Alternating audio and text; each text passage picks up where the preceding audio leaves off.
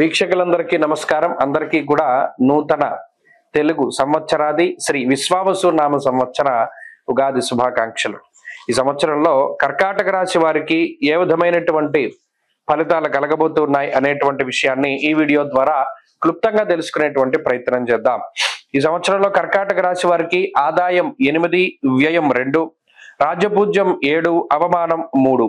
ఆదాయ వ్యయ రాజపూజ్య అవమానాల స్థితి చాలా బాగున్నది. అయితే ఈ రాశి వారికి మే 15వ తారీఖు వరకు గురుడు 11వ ఇంట లోహమూర్తి, తదుపరి 12వ స్థానమందు రజతమూర్తిగా సంచరిస్తారు. శనేశ్వరుడు ఈ సంవత్సరం లగాయతూ 9వ స్థానమందు రజతమూర్తిగా సంచరిస్తారు. అలాగే రాహుకేతువులు మే నెల 21వ తారీఖు వరకు 9, 3వ ఇంట, తదుపరి 8, 2 స్థానాల్లో తామ్రమూర్తులుగా సంచారం చేస్తారు. ఇక్కడ ఒక విషయాన్ని మనం దృష్టిలో పెట్టుకుంటే కర్కాటక రాశి వారికి అష్టమ శనేశ్వరుని యొక్క దోషం పోయింది. గత 2.5 సంవత్సరాలుగా అష్టమ శనేశ్వరుని యొక్క స్థితి వల్ల ఆరోగ్యపరమైన ఆర్థికపరమైనటువంటి నష్టంతో బాధపడుతూ ఉన్నటువంటి కర్కాటక రాశి వారికి దాని నుండి ఉపశమనం అనేటువంటిది లభించింది. ఇది ప్రధానమైనటువంటి విషయం. ఇక అష్టమ రాహు దోషం వస్తూ ఉన్నది. సరే, ఈ ఒక గ్రహం బాగోలేకపోతే ఇంకో గ్రహం బాగుండడం, ఒక గ్రహం బాగుంటే ఇంకో గ్రహం బాగాలేకపోవడం, ఇవన్నీ సాధారణంగానే కనబడుతూ ఉంటాయి. వ్యయస్థానమందు ఉండేటువంటి గురుడు, ఇది ప్రధానంగా ఈ సంవత్సరం గురుబలం 1 తగ్గింది. ఈ విషయాన్ని కూడా దృష్టిలో పెట్టుకోవాలి. అంటే దీర్ఘ సంచార గ్రహాలైనటువంటి గురుడు, రాహువు, శనేశ్వరుడు 3 గ్రహాలు కూడా ప్రతికూలమైన స్థానాల్లోనే ఉన్నాయి. 3 యోగించట్ల. గురుడు వ్యయస్థానమందు అర్ధశుభుడుగా చెప్పచ్చు, అంటే సగం శుభ ఫలితాలని ఇస్తారు. ఇక జాతక భాగంలో అంటే ఈ దశాంతర్దశలు ఎవరికైతే యోగిస్తూ ఉంటాయో వారికి ఈ 3 గ్రహాలు ప్రతికూలించినా ఆ దోషం అనేటువంటిది చాలా తక్కువగా వస్తుంది. ఇది ప్రధానంగా గుర్తుపెట్టుకోవాలి. జాతకంలో దశాంతర్దశలు కనుక యోగిస్తే ఈ చెడు ఫలితం తక్కువగా వచ్చి ఒక నార్మల్ లైఫ్ ను లీడ్ చేయడానికి అవకాశం ఉంటుంది. అయితే నక్షత్రాల పరంగా చూసుకున్నప్పుడు ప్రత్యేకించి పునర్వసు నక్షత్ర జాతకులకి ఈ సంవత్సరంలో కందాయ ఫలం 0, 1, 2గా ఉన్నది. ఆదిశూన్య మహావ్యాధి అన్నారు. కాబట్టి ఆరోగ్యం పట్లే ఈ సంవత్సరం వీరు శ్రద్ధ వహించాలి. ముఖ్యంగా మధ్యలో ఉండేటువంటి 4 నెలలు చాలా బాగుంటాయి. అనగా జూలై నుండి అక్టోబరు యోగించేటువంటి కాలం ఈ నక్షత్రం వారికి. పుష్యమి నక్షత్ర జాతకులకి కందాయ ఫలం 3, 2, 0గా ఉన్నది. అంత్యశూన్యంలో కొంత ధన నష్టం అనేటువంటిది కనబడుతోంది. కాబట్టి ఆర్థిక విషయాలపై వీరు శ్రద్ధ పెట్టాలి. ఆశ్లేష నక్షత్ర జాతకులకి కందాయాలు 6, 0, 3గా ఉన్నాయి. మధ్యశూన్య మనోవ్యధ అన్నారు. అంటే కొంత మానసికమైనటువంటి క్లేశములు ఎక్కువగా రావడానికి అవకాశం ఉంటుంది. ఇది వీరు దృష్టిలో పెట్టుకోవాలి. గురుని వ్యయస్థాన స్థిత సంచారము శుభములో వ్యయశ్చైవ ప్రాణి విక్రయ దోషణం అన్నారు. ఇక్కడ ఇందాక మనం చెప్పుకున్నాం, వ్యయస్థానం అనేటువంటి దానిలో గురుని యొక్క సంచారం ఉండడం వల్ల అది ఖర్చును సూచించేటువంటిదే. అయితే శుభమూలకంగా ధనం ఖర్చు అవుతూ ఉంటుంది. అది మనం దృష్టిలో పెట్టుకోవాలి. ఏది కూడా అనవసరమైనటువంటి వాటికి, లేదా హాస్పిటల్స్కి, లేకపోతే ఇంకోటి మందులకి, వాటికి కాకుండా శుభ కార్యక్రమాలకి, దైవ దర్శనాలకి, తీర్థయాత్రలకి, విహారయాత్రలకి, ఇలా ఏదైనా మంచి వాటికి ధనాన్ని ఖర్చు పెడుతూ ఉండడానికి, లేదా ఏదైనా అప్పు చేసి ఇల్లు కొనుక్కోవడం, అప్పు చేసి వాహనం కొనుగోలు చేయడం, లేదా ఇంకా అప్పు చేసి బంగారాన్ని కొనుగోలు చేయడం, ఇలా ఈఎంఐలు పెట్టుకుని ఏదైనా ముందుకు వెళుతూ ఉండడం, ఇటువంటివి ఈ రాశి వారిలో ప్రధానంగా ఈ సంవత్సరం ఎక్కువగా కనబడుతూ ఉంటాయి. అలాగే నూతన వ్యాపారాన్ని ప్రారంభించడానికి అవకాశం ఉంటుంది. వృత్తి ఉద్యోగాల యందు గుర్తింపు ఉంటుంది. ధార్మిక కార్యక్రమాల్లో ఉంటారు. అలాగే అష్టమ రాహు యొక్క దోషం ఉన్నది. ఇది ప్రధానంగా మనం గుర్తుపెట్టుకోవాల్సినటువంటి విషయం. దేహపీడ మన క్లేశం చతుష్పాద మృగాద్భయం అన్నారు. శారీరకమైనటువంటి పీడ దేని వల్ల కలుగుతోంది? చతుష్పాద మృగాద్భయం.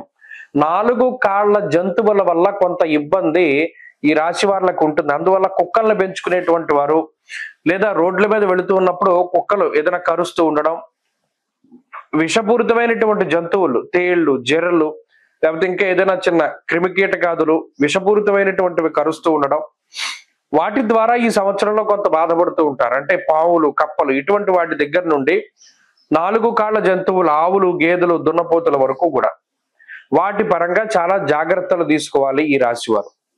ప్రత్యేకించి జంతువుల దగ్గర నుండి దాడి అనేటువంటిది ఆకస్మికంగా ఎదురవడానికి అవకాశం ఉంటుంది. అది రాహు యొక్క ప్రభావము.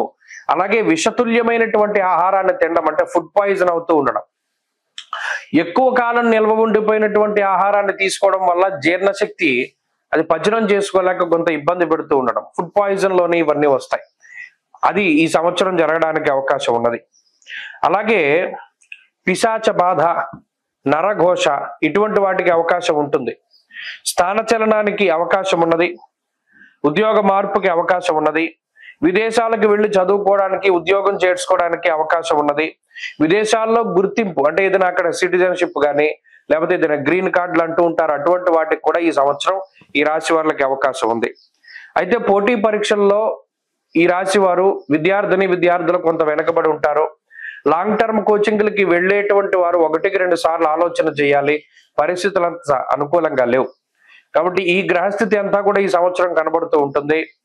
ఈ గ్రహస్థితి నుండి బయటపడి మంచి ఫలితాలు పొందడానికి ఎక్కువగా ఈ సంవత్సరంలో శ్రీ గురు చరిత్రని పారాయణ చేస్తూ ఉండాలి. ఎక్కువ దత్తక్షేత్ర దర్శనాలు, అలాగే అమ్మవారి యొక్క ఆరాధన, రాహుకాల సమయంలో దీపారాధన, మినుములతో చేసినటువంటి పదార్థాన్ని దానం చేస్తూ ఉండడం, ఇటువంటివి చేయడం ద్వారా మంచి ఫలితాలను పొందగలుగుతారు. ఈ సంవత్సరంలో ఆరాధించవలసినటువంటి దైవం సుబ్రహ్మణ్యేశ్వర స్వామి. మంగళవారం నాడు రావి వేప చెట్టు కింద ప్రతిష్ఠ చేసినటువంటి జంట సర్పాల విగ్రహాలకి అభిషేకాలు చేస్తూ ఉండండి. అనుకూలమైనటువంటి వారం సోమ బుధవారాలు. అదృష్ట వర్ణము తెలుపు. అదృష్ట సంఖ్య 9. మార్చి 30వ తారీఖున మారేటువంటి శనేశ్వరుడు కర్కాటక రాశి వారికి ఏ విధమైనటువంటి ఫలితాలను ఇవ్వబోతున్నారు ఈ వీడియో ద్వారా క్లుప్తంగా తెలుసుకునేటువంటి ప్రయత్నం చేద్దాం. శనేశ్వరుడు మార్చి 30వ తారీఖు లగాయితూ 9వ స్థానం ముందు రజతమూర్తిగా తన యొక్క సంచారాన్ని చేయబోతున్నారు. ఇక్కడ ఒక విషయాన్ని దృష్టిలో పెట్టుకోవాలి.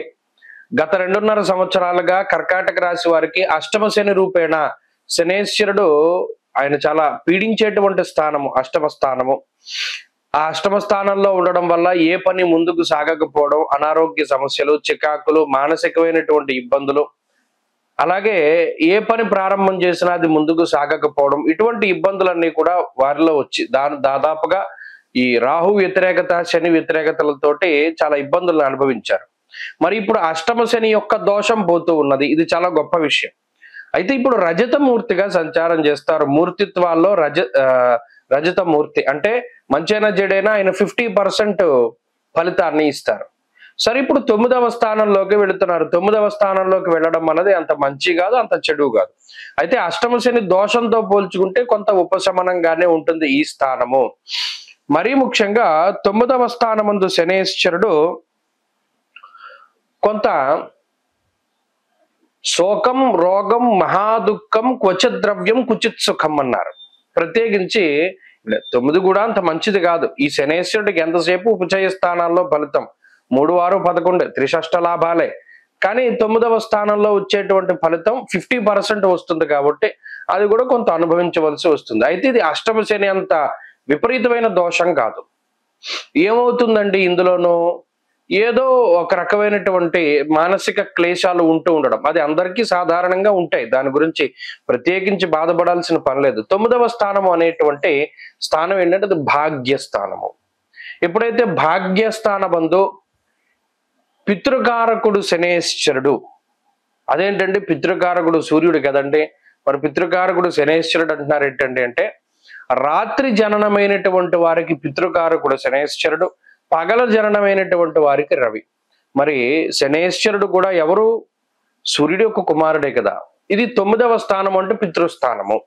ఎప్పుడైతే 9వ స్థానం ముందు శని సంచారం చేస్తారో భాగ్యము తగ్గును అన్నారు. అంటే ఆర్థిక పరమైనటువంటి ఇబ్బందులకి, లేదా అతి ఖర్చులకి, లేదా తండ్రి తరఫు నుండి వచ్చేటువంటి ఆస్తిపాస్తుల అమ్మకాలకి, ఆస్తి పంపకాలకి, వచ్చినటువంటి ఆస్తిని అమ్ముకోవడానికి, వీటన్నిటికీ కూడా శనేశ్వరుడు కారణమవుతారు.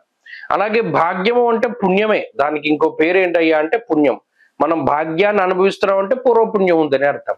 మరి ఆ స్థానంలో శనేశ్వరుడు సంచరించడం వల్ల పుణ్య కార్యక్రమాలను ఆచరించేటువంటి అవకాశం అనేది ఉండదు. కొన్ని సందర్భాల్లో ఇది 50% రిజల్టే కదా. కొన్ని కొన్ని సందర్భాల్లో అంటే ఏదైనా తీర్థయాత్రలకు వెళ్ళడానికి వాటికి తక్కువ అవకాశం ఉంటుంది. ఎంతసేపు కూడా లౌకిక సంబంధమైనటువంటి వ్యవహారాల్లో పూర్తిగా నిమగ్నమయ్యేటువంటి పరిస్థితులు ఉంటాయి. ఇక్కడ మిగతా గ్రహాల తాలూకు స్థితిగతులను కూడా మనం పరిశీలనం చేస్తే ఈ 2025లో గురుబలం తగ్గుతుంది, అష్టమ రాహు దోషం వస్తుంది, భాగ్య శనేశ్వరుడు ఉంటారు. రాహు శనేశ్వరుడు స్థానాలు మార్చుకున్నప్పుడు మరి ఇది మిశ్రమమైనటువంటి స్థితే. ఇది ఏమో అనుకూలత కాదు, అష్టమ శని అంత ప్రతికూలత కాదు, మధ్యస్థంగా ఉంటుంది. కొంత ఉపశమనం వచ్చినప్పటికీ ఇంకా నిదానంగానే ఈ కర్కాటక రాశి వారి యొక్క పరిస్థితులన్నీ కూడా ముందుకు వెళతాయి. అలాగే ఈ సంవత్సరం అంతా కూడా ఖర్చుతో కూడి ఉన్నటువంటి వ్యవహారాలు ఎక్కువగా ఉంటాయి. మీరు గమనించండి, శని మార్పు జరిగిన సంవత్సరంన్నర వరకు కూడా మీరు దాచుకున్న ధనమంతా ఖర్చు అయిపోతూ ఉంటుంది. అలాగే ఎక్కువగా ఖర్చులు జరుగుతూ ఉంటాయి. మూలధనం అంతా కూడా ఖర్చు చేసుకునేటువంటి పరిస్థితులు కనబడుతూ ఉంటాయి. అంటే అంతా కూడా ఖర్చు వ్యవహారాలే ఎక్కువగా ఉంటాయి. ఇది ప్రధానంగా ఈ రాశి వారు గుర్తుపెట్టుకోవాలి. ఈ శని మార్పు వల్ల ఏం జరుగుతుందండి అంటే ఎక్కువ ఖర్చు ఉంటుంది. ఇది రెండు రకాలు, మంచి చెడు కదా. ఈ ఖర్చు అనేటువంటిది కొన్ని సార్లు మంచి పనులకి, అంటే ఏదైనా పెళ్లిళ్ళు, పేరెంటాళ్ళు, లేదా ఏదైనా మన వాహనాలు, ఇళ్ళు, ఇటువంటి వాటిని కొనుగోలు చేయడము, ఇందాక చెప్పుకున్నట్టు ఏదైనా వంశపారంపర్య ఆస్తిపాస్తుల్ని అమ్ముకునేలా చేయడము, ఇటువంటి వాటికి కూడా అవకాశం ఉంటుంది. కాబట్టి ఏంటి అంటే ఈ ప్రత్యేకించి శని మార్పు వల్ల కర్కాటక రాశి వారికి అధిక ధన వ్యయము అనేటువంటిదే ప్రధానంగా కనబడుతుంది తప్పితే మిగతా ఏది కూడా ఇబ్బందులు లేవు. ఆరోగ్య పరిస్థితులు, ఆర్థిక పరిస్థితులు ఇవన్నీ కూడా సాధారణంగానే ఉన్నాయి. ఇంకొక ముఖ్యమైనటువంటి విషయం ఏంటంటే ఇందాక చెప్పుకున్నట్టు ఏదైనా మంచి కార్యక్రమాన్ని, తీర్థయాత్రల్ని, దైవ దర్శనాలని శనేశ్వరుడు చేయనివ్వరు. అది ప్రధానంగా గుర్తుపెట్టుకోవాలి. ఏదైనా పుణ్యనది స్నానం చేద్దాం అనుకున్నా, ఏదైనా తీర్థయాత్రకి వెళదాం అనుకున్నా అంత అవకాశాన్ని ఇవ్వరు, అంత టైం ఇవ్వరు. ఎప్పుడు ఏదో ఒక బిజీగా గడిపేటువంటి పరిస్థితులే ఉంటాయి తప్పితే ఇంత సావకాశంగా ఇక్కడికి వెళదాం, అక్కడికి వెళదాం అనేటువంటి ఆలోచనలు ఉండవు. కాబట్టి ఈ ఖర్చును తగ్గించుకోవడానికే ప్రత్యేకించి మీరు ప్రణాళికలు వేసుకుంటూ ఉండాలి. అవసరమైన అనవసరమైన ప్రత్యేకించి ఎక్కువ ధనాన్ని ఖర్చు పెట్టడం ద్వారా మాత్రమే ఈ శనేశ్వరుడు ఇబ్బందిని కలగజేస్తారు. కాబట్టి అదే ప్రధానమైన విషయం. మరి దాని నుండి బయటపడడానికి ఏం చేయాలండి అంటే ప్రతిరోజు కూడా చక్కగా కాలభైరవాష్టకాన్ని పారాయణ చెయ్యండి. అలాగే లలితాదేవి యొక్క ఆరాధన చెయ్యండి. అమ్మవారి యొక్క దేవి ఖడ్గమాల స్తోత్రం గాని మరేతరత్ర స్తోత్రాలను కానీ పారాయణ చేస్తూ ఉండండి. ప్రాతస్మరామ లలితాంబికా స్తోత్రాన్ని ప్రతినిత్యము ఉదయం లేవగానే పారాయణ చేయండి. మంచి ఫలితాలు సంప్రాప్తమవుతాయి. స్వస్తి.